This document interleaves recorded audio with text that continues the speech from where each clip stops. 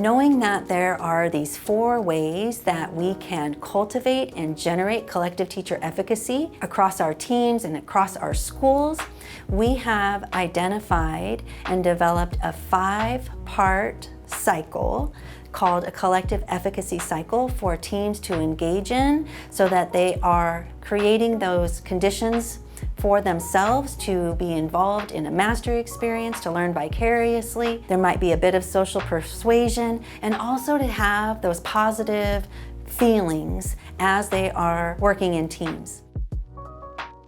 How do we make that happen in our schools and on our PLC teams?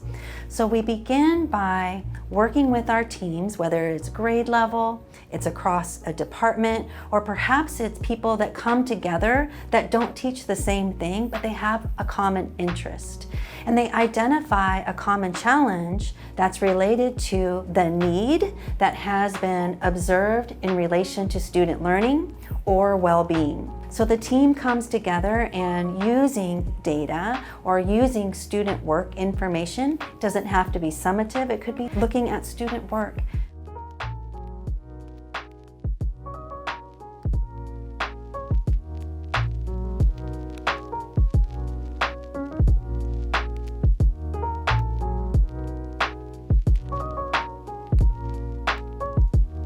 So we begin by building our own knowledge and skills around that evidence-based strategy.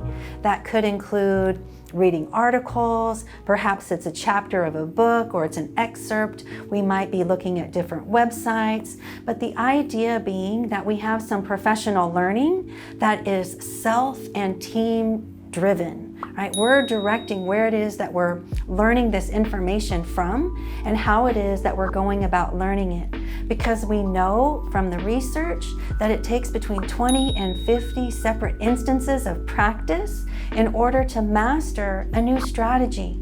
So we need to give ourselves time to practice that strategy with students, right, before we start getting feedback on our implementation of that strategy.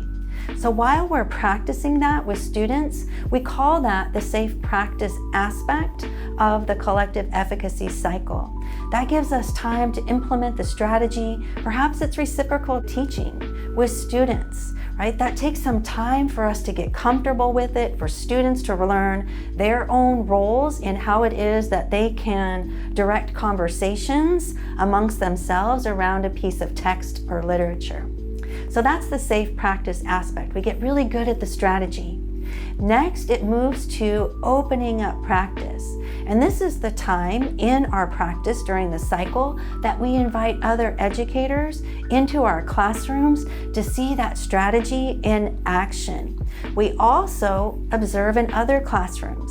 And the important part about opening up practice, it's that it's peer-to-peer, it's non-judgmental. We really work hard in advance of going to other people's classrooms or having people visit our classrooms to ensure that we know how to give evidence-based feedback that's based in observation, that doesn't feel judgmental or hurtful or subjective. So that when we open up practice, we really are deprivatizing what was a historical practice of teachers going into their classrooms, closing the door, that's their kingdom, and no one sees what happens. We really want to open up our practices so that we can improve our own craft, and in so doing, students will learn more. All the while, throughout this cycle, we're collaboratively planning, we're checking in with each other, and we're monitoring student learning. Because we want to ensure that students are learning at high levels. And if they're not, that's feedback to me. That's feedback to our team.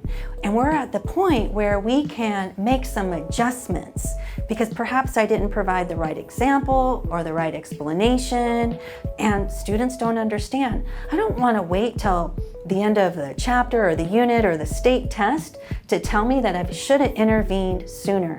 So we monitor students' progress, and then we adapt instruction. We, the professional educators, are able to adapt much more so than a 7-year-old or an 8-year-old. So we adapt instruction so that students are successful. And then finally, as the collective efficacy cycle is coming to a close, It had an introduction beginning with that common challenge, and it comes to a close when we revisit that common challenge and we take stock of student learning, because now we have evidence, we have artifacts of student learning, and we're able to determine how effective were our efforts. And in most cases, when we are aligned, we're unified, and we implement that evidence-based strategy really well over the course of 6 to 8 weeks, students rise and exceed our expectations. And we can celebrate that, right? We have something that we can celebrate teachers' efforts because we have evidence of student learning. When the cycle comes to a close, teachers, though, have the opportunity to determine if they want to continue that cycle a little bit longer, because perhaps we need just a little bit more implementation for students to get to the levels that we want them to. Or perhaps we say, you know what, that worked really, really well, and we're excited for that next common challenge. And then we begin a new collective efficacy cycle with a new common challenge. All the while, students are learning more, and we are learning more too.